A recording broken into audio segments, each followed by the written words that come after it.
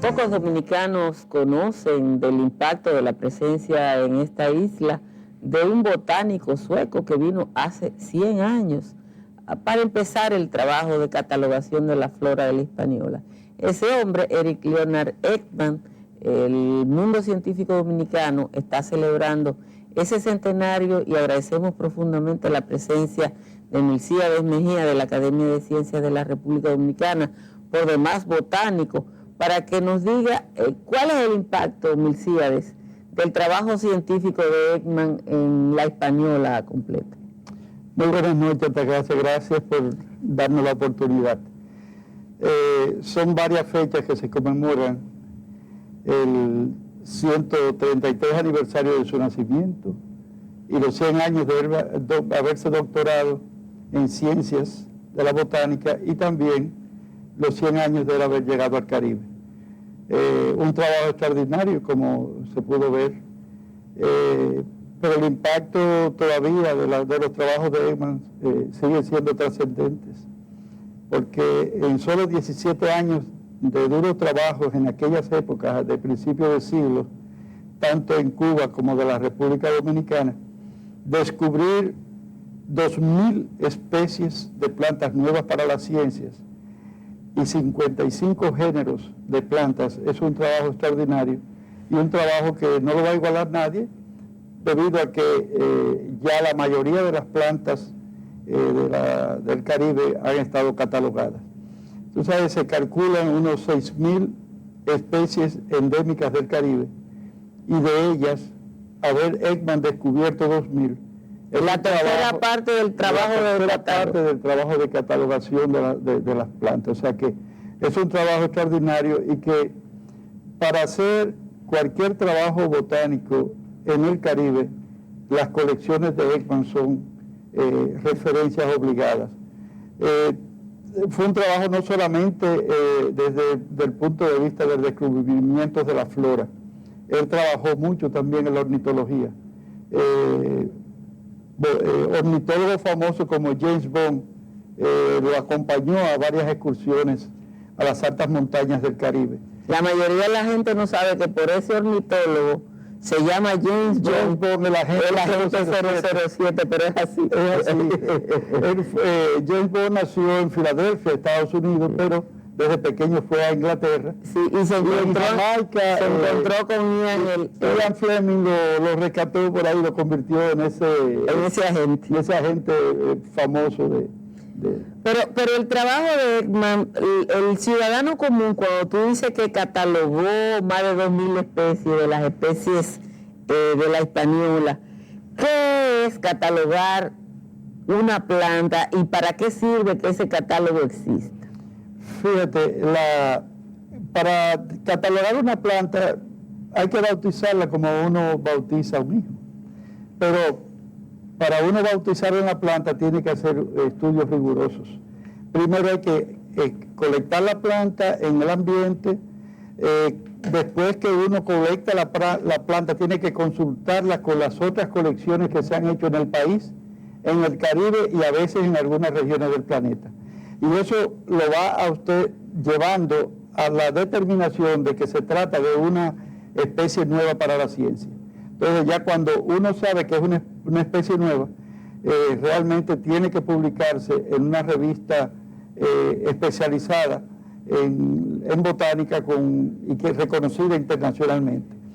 Cuando se publica, generalmente los botánicos entendidos pues la ven, la estudian, muchos de ellos la pueden, si tienen alguna duda, vienen a la República Dominicana o consultan los ejemplares que son enviados a los otros jardines botánicos, y entonces de ahí se queda confirmado que se trata de una especie nueva. El Caribe como tal es uno de los grandes centros de distribución de plantas del mundo. Por eso en el lenguaje moderno ahora le dicen que es un hot spot, donde es un gran centro de origen de flora. O sea, el Caribe, a pesar de tener este archipiélago, tiene unas 13.000 especies de plantas. O sea que es muy megadiverso por estar en el trópico, por estar en ambientes tan disímiles, en condiciones climáticas tan distintas, eso da origen a que muchas especies sean endémicas. O sea, de manera que el Caribe ha sido centro de atención de los botánicos y de los centros de investigación de Europa desde mucho tiempo. Eso te iba a preguntar, ¿cómo es que a un sueco se le ocurre arrancar del extremo norte del mundo para acá, iniciándose el siglo XX? Lo de Ekman es algo fortuito. Ekman, cuando se graduó de licenciado en botánica, pues hizo un viaje a Misiones, al norte de Argentina. Consiguió un pasaje gratis en un barco, pasó un tiempo en Argentina, hizo grandes colecciones en Misiones. A su regreso a Suecia presentó su tesis sobre un grupo de plantas del girasol, se llama las Vernonias del Caribe, y en ese estudio Urban vio que tenía grandes condiciones, porque también personalmente Urban era el director del Jardín Botánico de Berlín en esa época y lo conoció, se relacionó, y cuando él aplicó a su beca, pidió al comité de beca que Ekman llegara al Caribe por una parada de 8 meses, antes de él llegar a Brasil, que era definitivamente donde iba. Ekman no estaba muy gustoso de venir al Caribe porque ya tenía en su mente todos los proyectos de ir a Brasil, y las condiciones de la historia, las cosas fortuitas. Estalló la Guerra Mundial en el 1914, también la fiebre bubónica el ataque, la epidemia bubónica de Cuba, que prohibió el intercambio entre las islas, y también las guerras políticas en la República Dominicana hicieron que él, en vez de 8 meses, pues tuviera 10 años en Cuba. Entonces él llegó aquí ¿en qué año? ¿En 1914? Él llegó en Cuba en abril de 1914. Okay. Haití llegó, aunque hizo un par de entradas a Haití desde Cuba, volvió y regresó, pero fue a Cuba en 1924. En 4 años exploró todas las montañas de Haití. Hizo grandes descubrimientos. Ya con su salud un poco desmejorada, el 28 de diciembre de 1928 ingresa a la República Dominicana por la frontera de Jimaní, y sus últimos 3 años los pasó en la República Dominicana.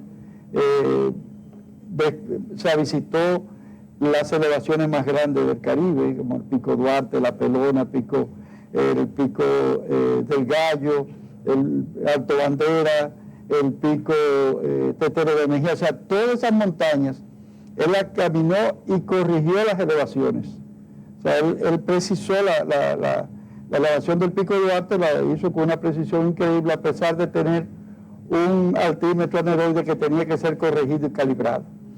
Él visitó mucho las montañas también, porque él estaba haciendo un trabajo para determinar cuál era la elevación más alta del Caribe, y por eso se preocupó en visitar a Pico Turquino, que cuando llegó en 1914 en Cuba al Pico Turquino, tenía 2 picos, uno le puso Pico Sueco y el otro Pico Cuba, y así están, y en una botella de Bacardí dejó una nota escrita y la puso, dando señal de que él había llegado a esas elevaciones.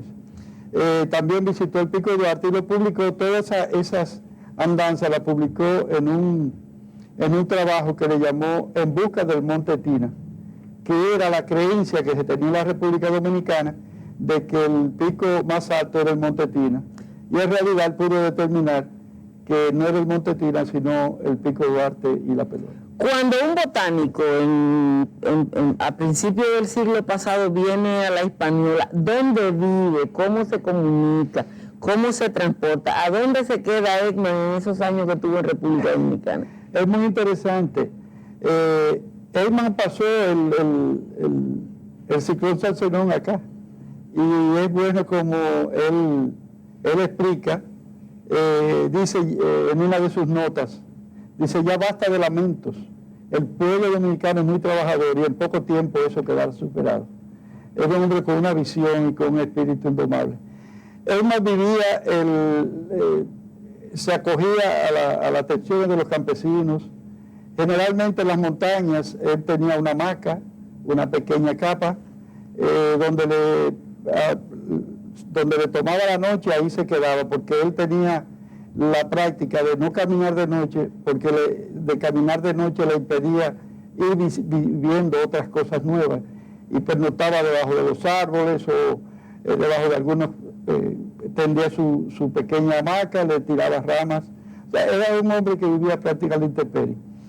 Realmente la última excursión que él hizo al nacimiento de Río Banilejo, entre Rancho Arriba, en Ocoa, entre Piedra Blanca y Rancho Arriba, el Alto de Banilejo, ahí pasó una noche muy fría y de mucha lluvia, obviamente, como es esa zona, y eso le afectó grandemente su salud, y como a los 5 o 6 días murió después de esa.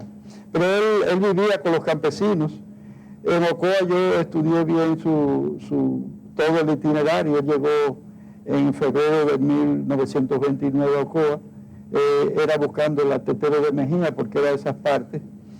Un señor llamado Dionisio Sánchez, era un señor de mucha influencia, él iba con una carta del ministro de Interior a los lugares para que le dieran sus atenciones, y él ahí se agenciaba la búsqueda de los mulos o los guías y las personas que realmente lo atendían. Pero fue un hombre de montañas, un hombre que amó la naturaleza, y que la voluntad de ese hombre es indomable. Pero aún con su estado de salud ya diezmado, llegar a Pico Duarte desde San Juan y bajar a Constanza, y de Constanza subir a Valle Nuevo para llegar al Pico Alto Bandera y descubrir todas esas rutas que habían hecho otros exploradores. Es realmente inimitable. Aunque Ekman es el botánico que virtualmente cataloga la flora dominicana, porque el trabajo de catalogar la tercera parte de la flora de la isla, evidentemente que es casi todo el trabajo de catálogo. Una gran parte. Una gran parte del trabajo de catálogo. Si a ti te tocara como botánico decir cuáles son los hitos del trabajo de catálogo de Ekman en el país, ¿cuáles son? ¿Cuáles son los referentes?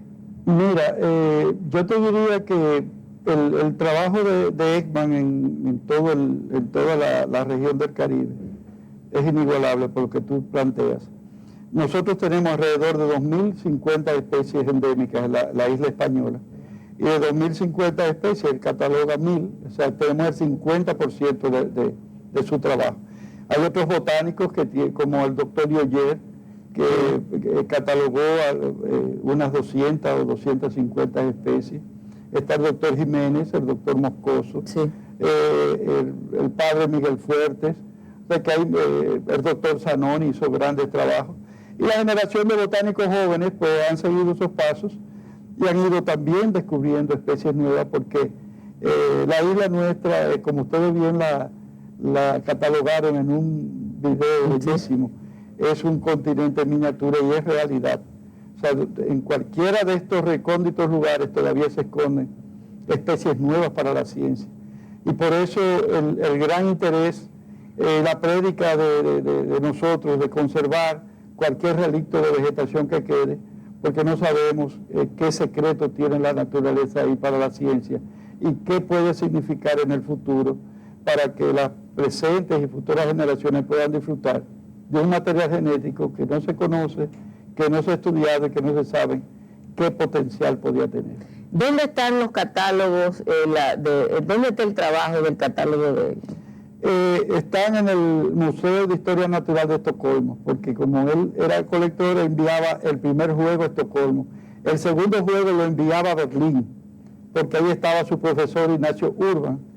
Y los de Berlín, en la Segunda Guerra Mundial, los alemanes, como ustedes saben, utilizaron los museos para guardar municiones, y entonces los bombardearon y se quemó gran parte de esa colección botánica. No tanto como la que se creía, pero se perdió una parte importante de esa colección. Hay algunas en Copenhague, algunos duplicados en el Jardín Botánico de Nueva York, en Haití, en Damien, en lo que era el Ministerio de Agricultura, queda una colección pequeña de las colecciones de Ekman. En Jamaica, William Book, un farmacéutico que también alojó a Ekman allá, había tenido una pequeña colección y el doctor Proctor la facilitó y está en el museo, en el herbario de la Universidad de Jamaica. O sea que hay muchos, el Jardín Botánico nuestro tiene algunas colecciones, pero su mayoría completa están en el Museo de Historia Natural de Estocolmo. Eso quiere decir que si alguien quiere una idea completa del catálogo de la flora de la Hispaniola, tiene que ir a Estocolmo. Necesariamente a Estocolmo o utilizar las redes sociales que se consiguen en algunas de estas plantas están en la red, otras están ya ya en publicaciones. O sea que se puede conseguir en doble vía, pero vale la pena muchas veces ir a ver el material original, porque ahí usted tiene mucho mayor información y mucho mayor oportunidad de hacer comparaciones con esos ejemplares. Cuando yo viajaba con ustedes los botánicos, ustedes tomaban la flor, tomaban una hoja, una rama, la guardaban, después yo veía que hacían dibujos, supongo que ahora se ha usado fotografía. Sí.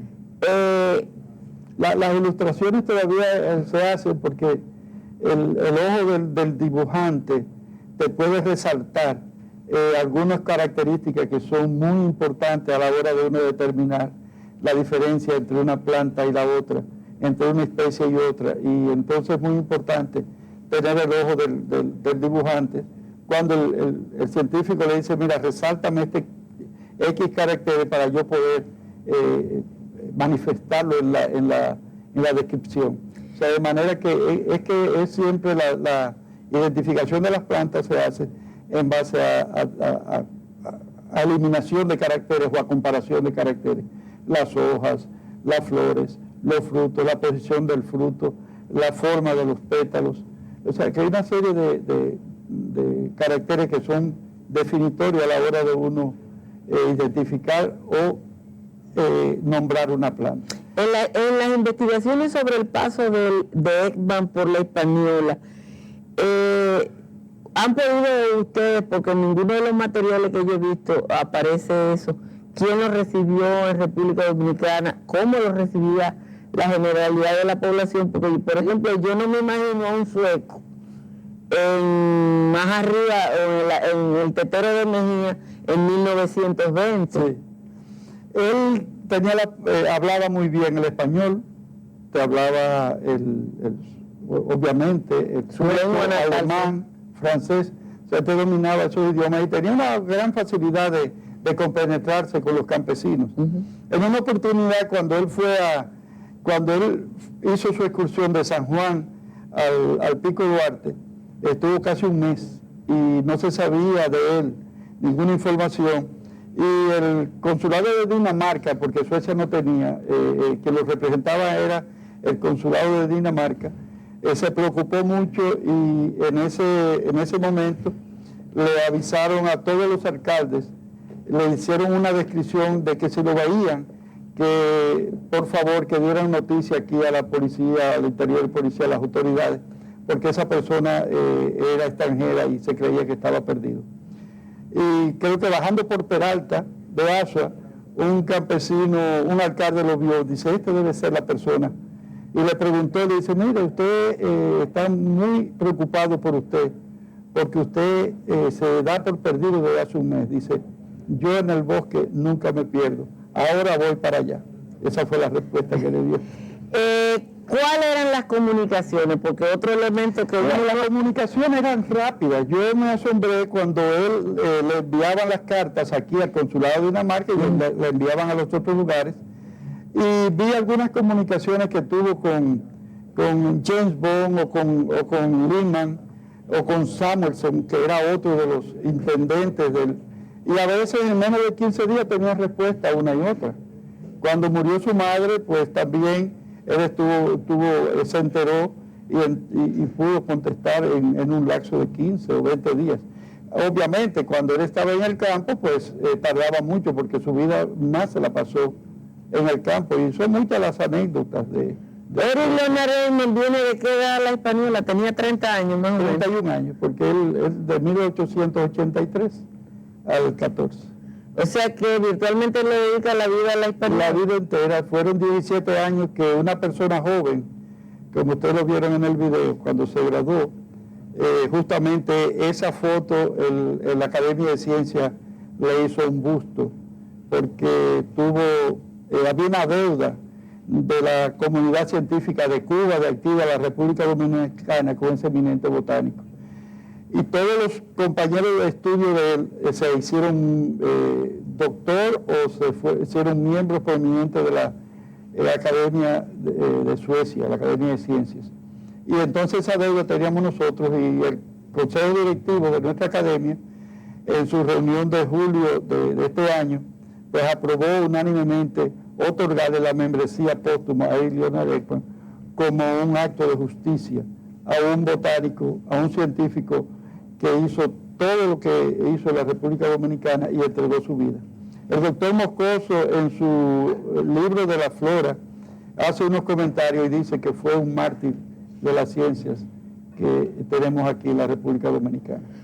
Al final de su vida, él muere en Santiago y lo sepultan en Santiago. Murió en Santiago el 15 de enero de 1931, en unas condiciones que, no sé si a veces es bueno decirlo, pero creo que la periodista Ángela Peña hizo un reportaje. Pero fue también algo que a mí el doctor José de Jesús Jiménez, que fue otro botánico, me comentó, un eminente médico. Había muchos enfermos de malaria en la clínica La Altagracia y de todo el Santiago, de todos los trabajadores de la yuca. Y parece ser, me decía con cierto dejo de pena, de que a él no se le prestó las atenciones debidas porque lo creyeron uno más de los trabajadores de las fincas de yuca. El impacto fue después que él murió, que se supo quién era. Entonces, como siempre, se hace todo el aspavientos. Pero el doctor Chiferri, donde él vivía, en la Escuela Agronómica de Moca, se encargó de llevarlo a la clínica. Emma no quería, porque Emma decía que su corazón era fuerte y podía resistir cualquier cosa, que él se curaba con quinina y que su corazón estaba hecho del acero en que estaban hechas las espadas de los vikingos.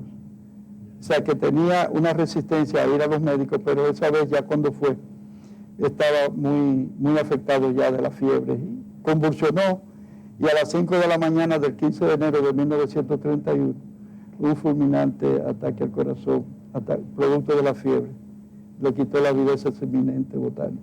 Bueno, así terminó la vida de Ekman, un hombre que le aportó a la vida dominicana y que le va a seguir aportando por los siglos de los siglos, porque el aporte científico está ahí. Gracias a Milcíades Mejía de la Academia de Ciencias de la República Dominicana. Ustedes quédense en Jornada Extra.